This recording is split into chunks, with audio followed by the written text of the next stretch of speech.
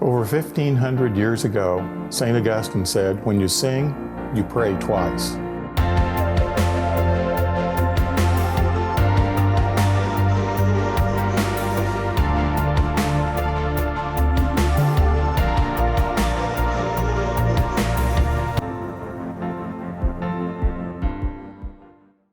From the beginning of the Methodist movement, music has played a vital role in worship and sharing the message of God's grace. Charles Wesley, the brother of John Wesley, wrote over 6,000 hymns.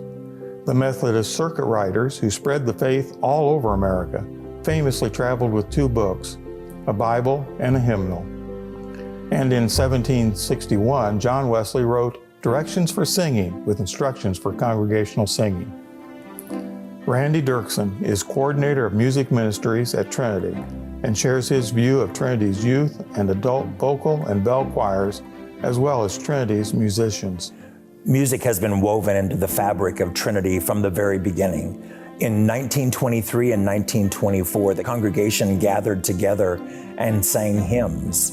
Eventually, in 1926, an organ was placed in the sanctuary, and that organ was replaced in 1982 by the current 5-rank organ that Lori and I are sitting in front of now.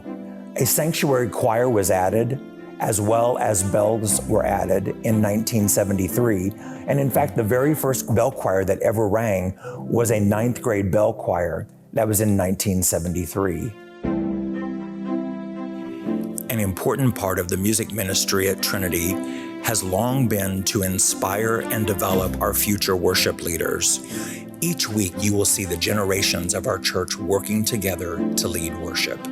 Lori Hinks is the coordinator of children's music. I direct the Kids for Christ choir, which are ages kindergarten through 6th grade, and it's become a tradition for KFC to do a Christmas musical in a traditional worship service and a spring musical in Higher Ground, which is more contemporary. I also direct Celebration Ringers. Originally, it was just a children's choir, but we have expanded from 4th grade through adults, so it has now become a beginning bell choir. Through the music, traditions have been established that some of them continue today.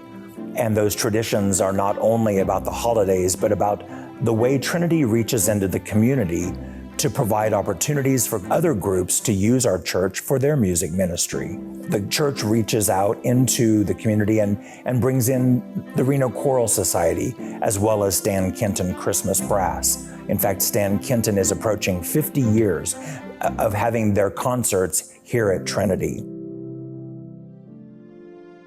The year 2023 not only captures the 100th year of Trinity United Methodist Church, but in addition to that, we're celebrating 50 years of bell ringing and 25 years of the Higher Ground worship service. Here we are in Thorne Hall, home to many good potlucks and church meetings. And beginning in 1998, home to the Higher Ground worship service, named that because it was on the 2nd floor of the church. Higher Ground was a contemporary worship service that later in 2002, upon the completion of the Warner Wing, was moved to that location. Having outgrown Thorne Hall, the Higher Ground worship service was moved to the Warner Wing.